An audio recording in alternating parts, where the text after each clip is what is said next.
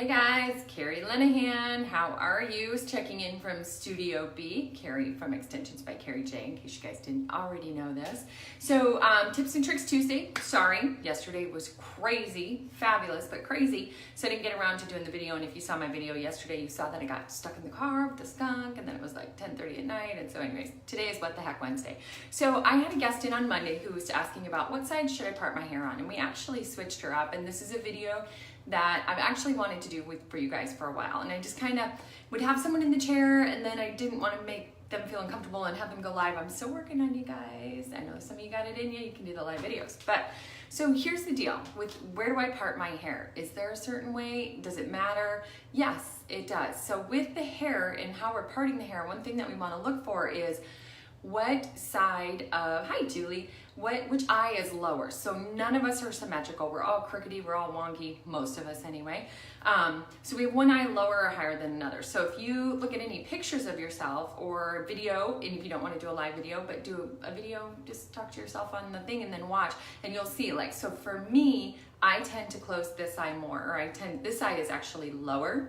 So I don't know if you guys can see this. It's kind of hard with my lighting, and I will work on that.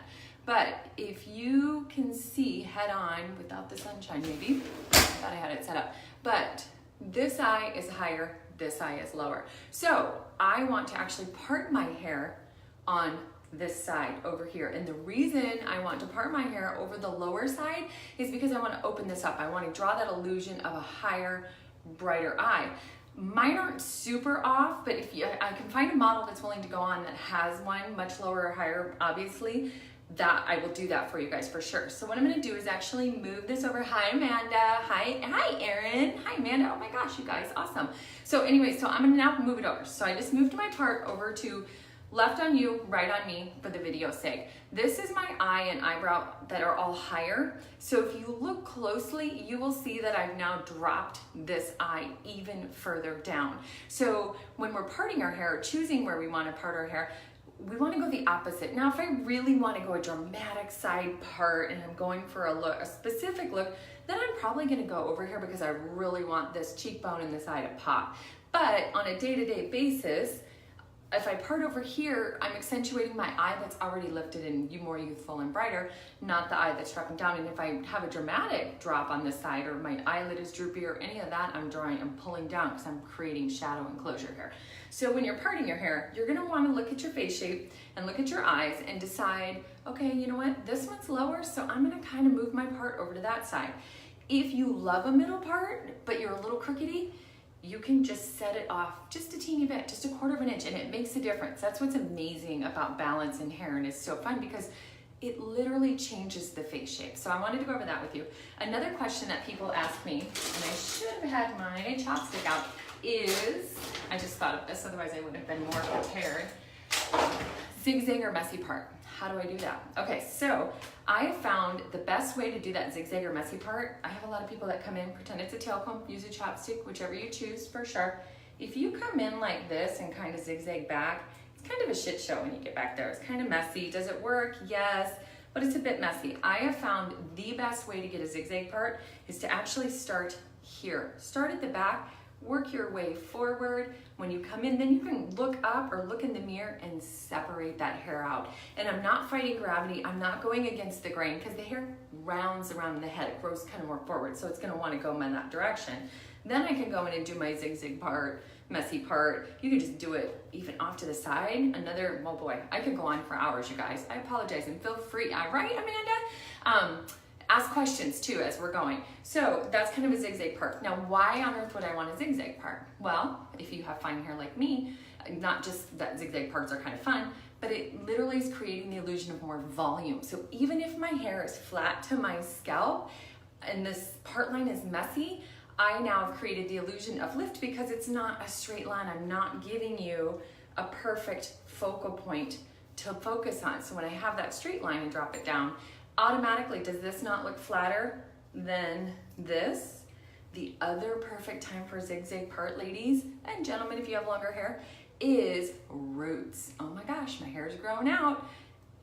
Thank you, Amanda. But automatically, a zigzag part, you're not giving somebody your perfect crater down both sides. You're messing it up so that you have that you're just the juxtaposition or whatever the word is, but it messes it up. So that's a great opportunity for a zigzag part. If you're someone who's like, I'm always have so much more hair right here than here, no matter how we layer it and whatever, I just feel like, ugh, but you're wearing a side part. Well, here's the deal. And more layer, you have more hair on that side, pure fact. But you want to set it off because you got a lower eye. You come over to the lower side and you part at a diagonal. Instead of going straight back, you can come in at a diagonal. What this is going to do, it's going to take that extra inch or so of hair. It's going to pop it over here, which is going to create volume and fullness on this side. You've got your volume and fullness on this side. You're more balanced, but at the same time, I'm still not creating that perfect straight line of visual. It's jumping off to this way, so I'm helping break up that flatness as well as the root. So now that I'm all hot, I am going to show you guys a little zigzaggy bohemian braid because someone asked me a while back and I dropped the ball and didn't get it done. Okay, so what I'm going to do is just kind of move. I'm actually going to do it over to this side. So I went ahead and brushed my hair all over.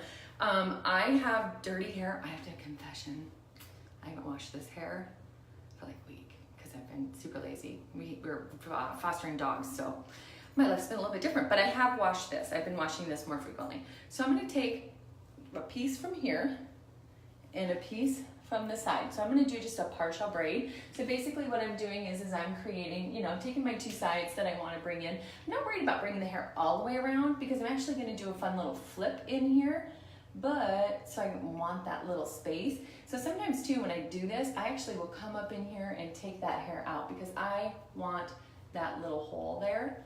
So I'm going to bring this hair around to the side. This one I have been doing a ton in the salon, and you can just do this first little part. I've got my little baby elastic, my clear guy, and I want this rough and textured, so I'm not brushing through and making it look all pretty and perfect. I'm going to come through, and I've got my little braid, but see now how I have this hole? This is our good old-fashioned topsy tail. If you don't have a topsy tail, I don't need one. All you're going to do is you're going to go ahead and roll this in. I do this two ways. One, actually, you know what, you guys, you can hang out and watch if you want. If you don't, that's okay, but I'm gonna show you both things. One thing I do, this is a little high, but I do this braid right down here, and then I just get a cute little ponytail messy. You can do this in the middle back. You can do it over to the side. I kind of like mine over to the side and right in here. It's kind of fun. You can double waterfall that. But for today's bohemian braid, what we're gonna do is go ahead and we're gonna go the other way. So I'm gonna put my fingers in. I've got the hair. I'm gonna roll it under. So already I've created a bit of a braid kind of vibe by just rolling that piece of hair. Now, a couple things we could do. We could take another row and another piece, do the same thing, and flip it and just create a faux braid. I'll do that one for you another day. But today I wanna create this specific look because I was just inspired a few moments ago by it. So I've got my little flip. Now I'm going to go in, and you can either fishtail or braid. Today I'm going to choose a fishtail, which is just coming in from the outside with two pieces of hair.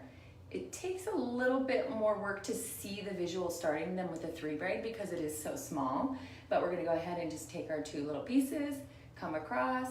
Now I'm going to go ahead and take a little piece from behind. Hopefully this doesn't take me too long, girl, sorry.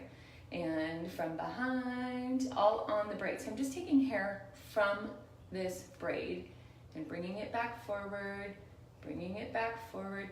We can do this with a 3-strand braid easily as well, and maybe I almost should. We'll see. It may or may not work, but bear with me. So taking it from the outside.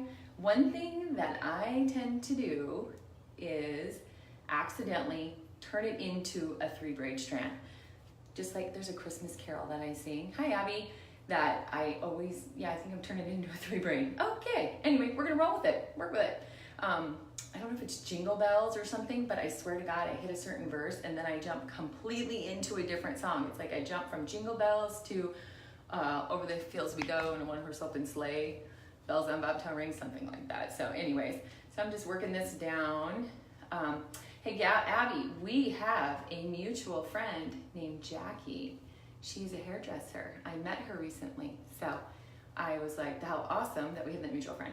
Okay, so it's a little janky. I should have just, I'm just gonna wrap this up as a 3-strand because I'm partially paying attention and it's turning into that anyway. So we're gonna learn the 3-strand one, which is easier. So I finished off my braid. It started off as a fishtail, moved into a 3-tail, but here's the thing with hair, roll with it. Make make it work.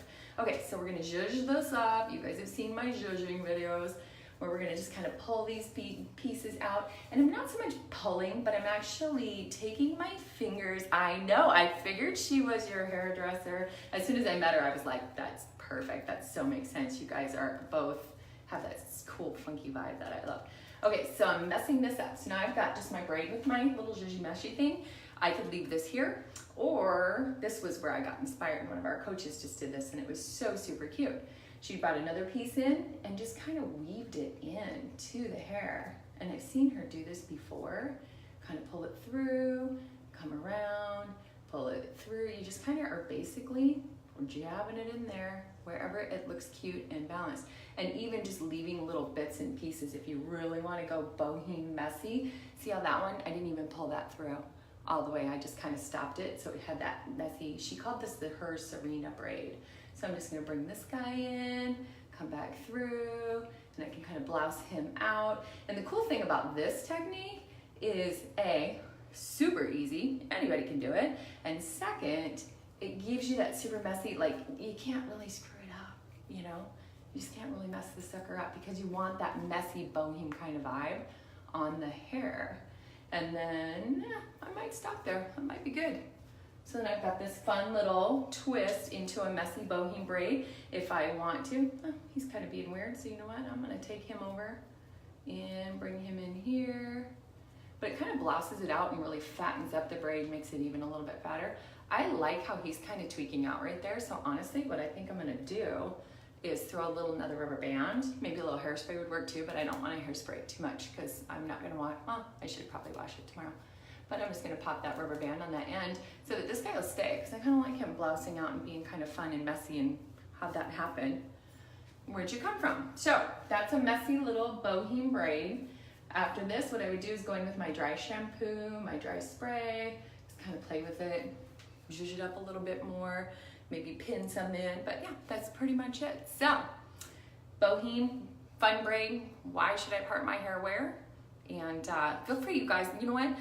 I want you guys to help me come up with ideas. I want to answer your questions. So comment below, let me know what you guys want to learn about, and I'll make it happen. So peace out, go forth and radiate, make it a great hair day.